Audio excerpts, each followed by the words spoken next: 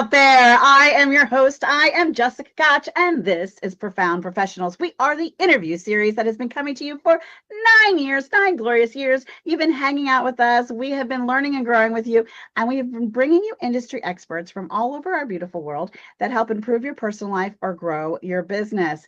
Today is no different. I have Pamela, and man, oh man, Pamela, she is a founder of Accountability Pays Inc. She is ICF certified. She has 26 plus years of strategic and creative and amazingness to share with you. She's going to teach you how to show up and how to inspire your team, right? So they'd follow you to the moon and back. I love the moon and back. So welcome, Pamela. Thank you so much, Jessica. I just love your energy. I am all over it. Yes, let's do this. Okay, so how did you get into the business of how inspiring, teaching people to inspire people to follow them to the moon and back? Like, how did you business? That's the business I hear that you're in. So, the baseline of that is I'm an executive coach. I was dubbed a behavior change master. What I'm really doing is helping leaders be leaders that people want to follow, right? A manager is somebody who's been assigned the accountability to produce results for people. And what isn't happening is that the engagement is not there. And when you look at the Gallup data, no. So I have just created, as part of my curriculum, I have just created called the Leadership Gap X-ray. And that's an organizational blind spot.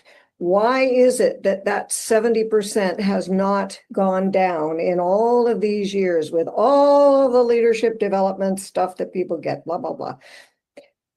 And it's because we don't know what we don't know. So I'm doing a webinar called You Can't Fix What You Can't See. And that's the organizational blind spot. And then I also work on the leadership blind spots. And I can do that with hard data, which I call the hard data on the squishy people stuff. Because I'm a data digger. So is it most common for you to work with larger organizations, people with, 10 or more team members, or what are the kind of organizations and clients you're typically working with? And is this leadership also good for that solopreneur or entrepreneur? Where are you with who's approaching you to serve? Well, so in 26 years, I've been with major corporations. I've spoken and trained around the world, and I've worked with small companies, right? I have had companies that right now I'm working with a not-for-profit that's got 8 executives, 8 people, period. And, one executive and then 2 wannabe executives that she's growing up, right? So it's all over the map. But when you ask me, who am I targeting? The bigger companies are where the biggest pain is, because every additional person in a small company makes a significant impact on what's working and not working. But when you get to a certain size, that disappears and people can hide. They can quit but not notify anyone, kind of thing, right? And so yeah. C-suite position has the foresight to say, okay, here's our company. We have all these different directors and leaders and resources within our own company. But I think we need to take a look and get some support on the outside from a consultant or someone like you. Who is the person in that organization that's typically identifying the pain and then reaching out to you or working with you to make that decision and make those next steps? Who is it normally? It can often be the director of operations who is trying to get stuff done and typically, oftentimes that person has HR background, but if it's fully vetted that people are important, they'll have a strategic HR person. And I say strategic because the tactical HR person is somebody who's keeping the company out of jail and just handling the stuff that needs to be handled, but not really looking at people as a strategic aspect of the contribution that they really are. Okay, so operations and sometimes HR. So that's good to know. And it sounds like you have a number of ways that you can work with them.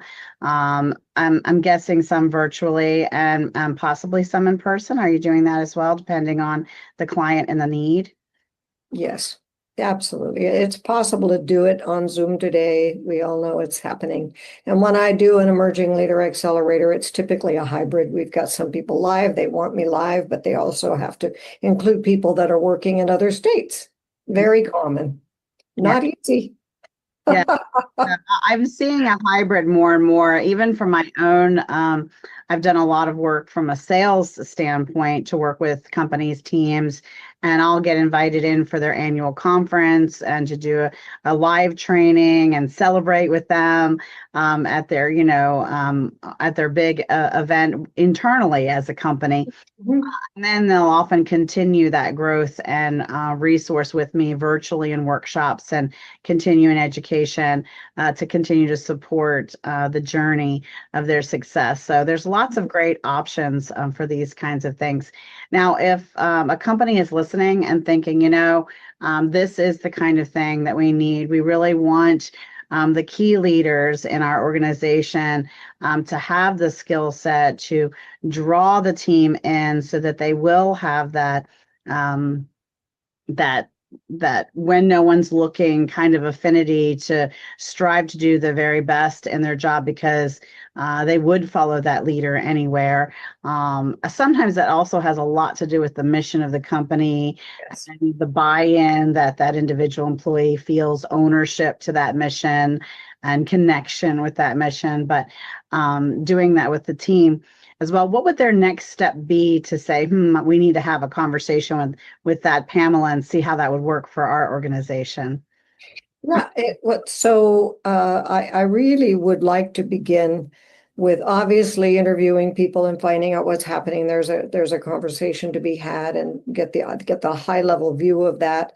But you're right, the culture rolls downhill. So I do like to start with the senior executives because if I work in the middle and I haven't done work above, then there isn't support for that, and you get this knock against the invisible barrier there. So it's important to begin a culture conversation of any kind with the senior executives to get their buy-in and to get their support and have them know whether they are a leader or not a leader, right? In the way I describe it, right?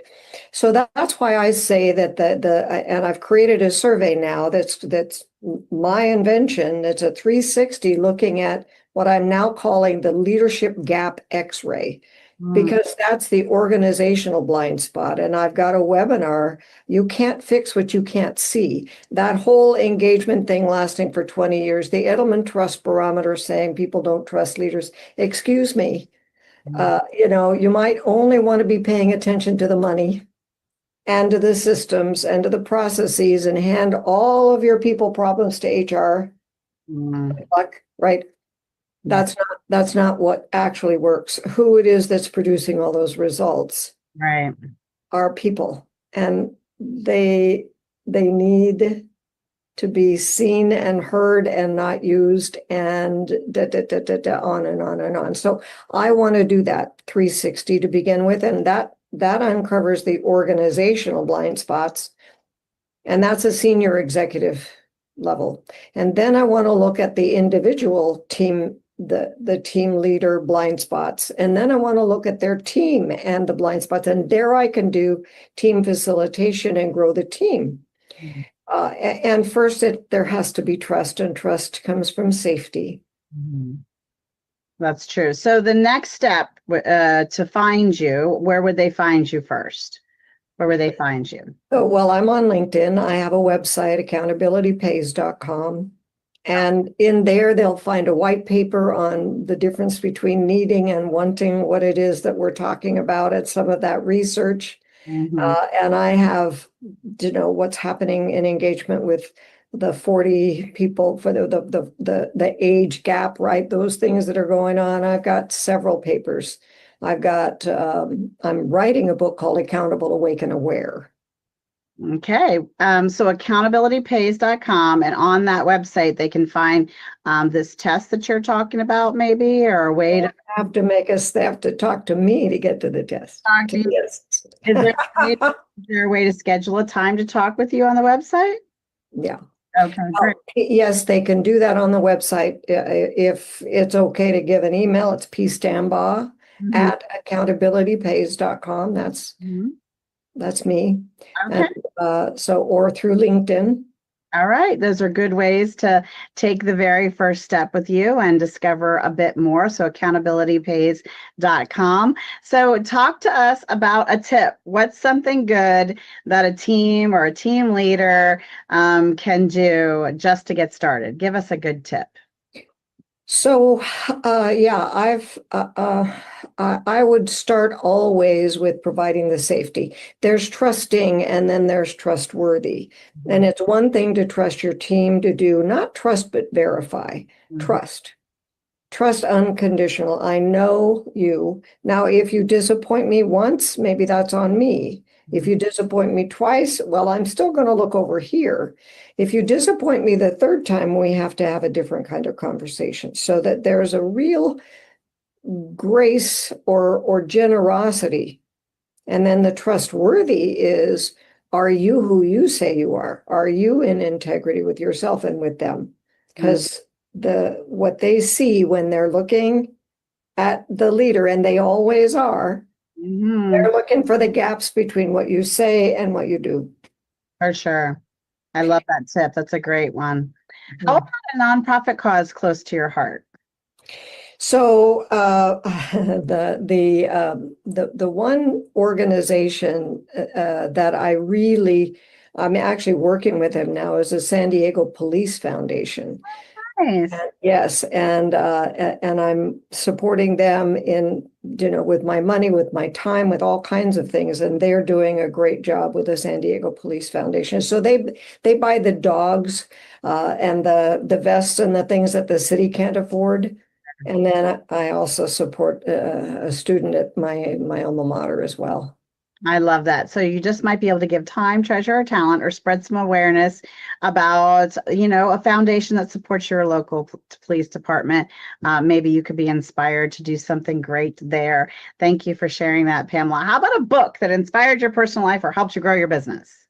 Well, I love this one. It's called Transparency. It's by Warren, but it's actually 3 essays: How Leaders Create a Culture of Candor. And you can see why, and you can see what I've done with it, right? It's just a little book, but I love this book. Another one I really like is Trust and Inspire by Covey, the son, the MR, Stephen M.R. Covey. Sure. I like that book a lot.